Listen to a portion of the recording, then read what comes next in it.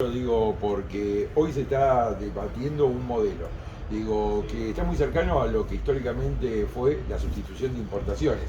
Digo, pero ¿qué es lo que pasa? Cada ciclo económico, cuando los dólares empiezan a llegar nuevamente al Banco Central, se olvidan de la sustitución de importaciones, no se sostiene en el tiempo, abren las importaciones y matan a la industria. ¿Cuál es el camino?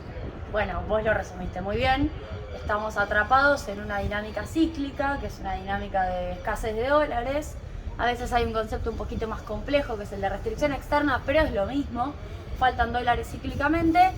Yo debo decir que igual no es la misma dinámica de la ICI, de la industrialización sustitutiva, porque en aquel entonces, entre el 55 y el 74, si le ponemos fecha, nosotros teníamos una dinámica de importaciones creciendo más rápido que las Expo, devaluaba, lo cual era un plan de estabilización a los Fondos Monetario Internacional, y encontrabas nuevamente el camino. Siempre eso, claro, fue inflacionario.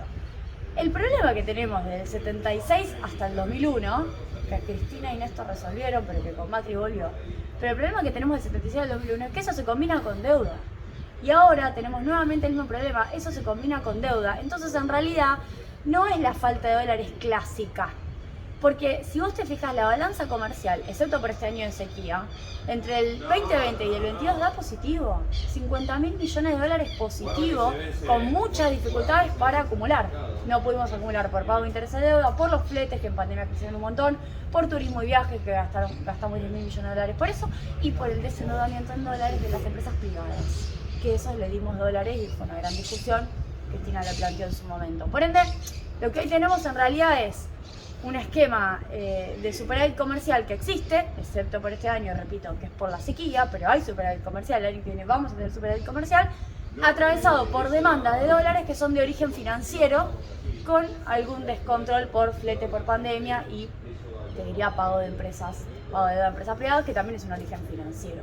Entonces lo que tenemos que hacer es resolver el lío financiero en el que nos dejó Macri, que es la deuda con los 45.000 millones de dólares con el fondo, que se renegoció, le estamos pagando con la propia plata del fondo, pero no estamos cancelando.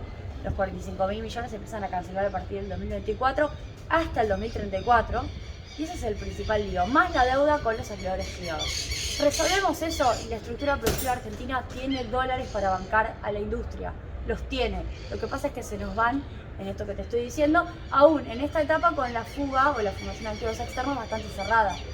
A ver, me refería a la sustitución de importaciones de manera cíclica, porque pasó a principios del siglo pasado, digo, con la fiesta en París de la oligarquía, pasó después con el crack del 29, pasó con el primer gobierno peronista, digo, se vuelve a la misma política.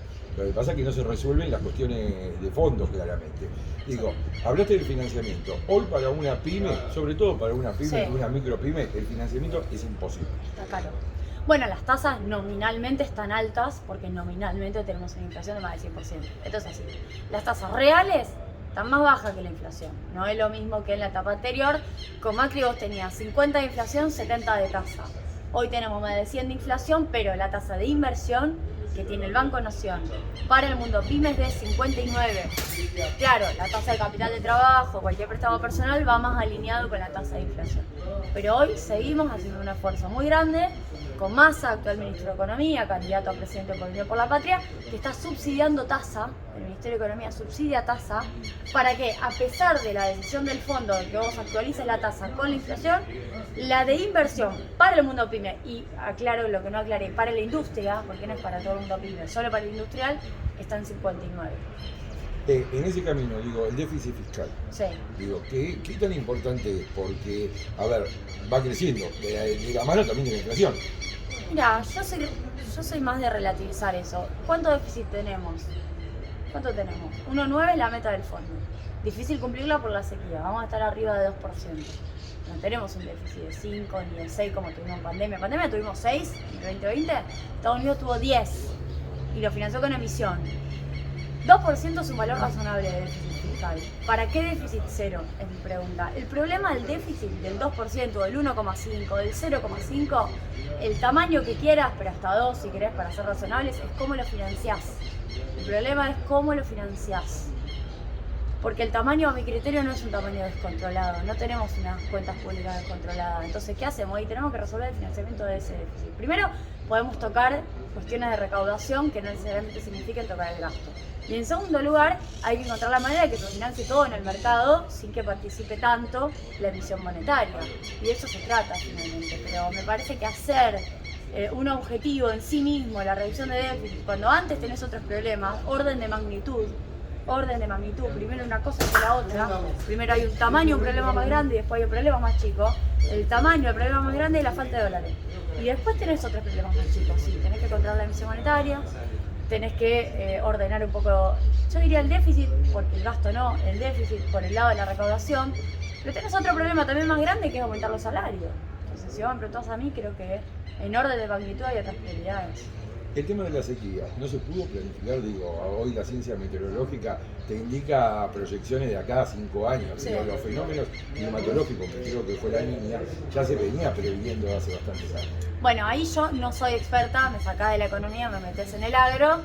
Sí te puedo decir que no, pero a tiene enero... que ver con el ingreso de divisas. A enero se sabía, a enero se confirma que había una sequía fuerte. Nunca se confirmó, por ejemplo, en enero que eran 22.000 millones.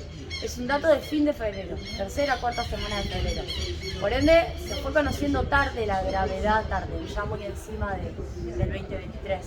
La gravedad de la cuestión es una sequía histórica, históricamente negativa, perjudicial, y que no se remonta con nada, porque vos hiciste dólar soja, después hiciste dólar maíz, podés hacer un montón de herramientas e incentivos que además, por cierto, son distorsivas para los precios, porque después tenés problemas con el engorde de las vacas, tenés problemas con el engorde del cerdo, tenés problemas con la cadena avícola, no es gratis, el dólar soja, el dólar maíz no son gratis, lo digo porque si no parece que con eso se resuelve. Para mí son problemas que no se resuelven con esos dólares paralelos. Ahora bien, con eso recaudaste una parte, no resolviste el problema de la falta de dólares. ¿Cómo va a ser Massa el año que viene si le toca ser presidente para resolver la falta de dólares, pero también la productividad del país, no solo en el sector industrial puntualmente, sino en general en todas las cadenas de valor, donde se ha ido destruyendo, demoliendo la generación de bienes de calidad, competentes, en precios razonables? Es muy difícil construir o reconstruir todo eso que se fue perdiendo. Sí, totalmente coincido que la estructura productiva argentina necesita más tiempo. Si me preguntás, ¿qué necesitamos? Tiempo. Yo me canso de recorrer empresas que... Claro, tiempo y posibilidad de planificar. Recorro empresas que tienen una parte de producto de una inversión importante y otra parte que la tienen como en veremos, en stand-by, a ver quién gana. Lo que acaba de decir Guado, que para mí fue muy claro, dijo, no podemos pedirle a una fuerza política que se ponga al hombro por sí sola un modelo productivo, porque no puede defender solo una fuerza política un modelo productivo. Entonces necesitan tiempo para hacer todo lo que me está diciendo. Para ser competitivos también necesitamos tiempo, porque 4 años que sí que queremos la industria, 4 años que no queremos la industria, o 4 años que cuidás a las economías regionales, 4 años que las descuidas, bueno, es difícil. Con lo cual te diría, primero tratemos de ganar, que Unión por la Patria gane, que Sergio Massa sea presidente, que Axel Kicillof sea gobernador, y que eso sea una planificación y una política de Estado, sí. Que la industria sea política de Estado. Se habla de que Massa tiene la llave, digamos, para convencer a ciertos mercados históricamente complicados o que nos ordenan la economía desde arriba, llamémosle.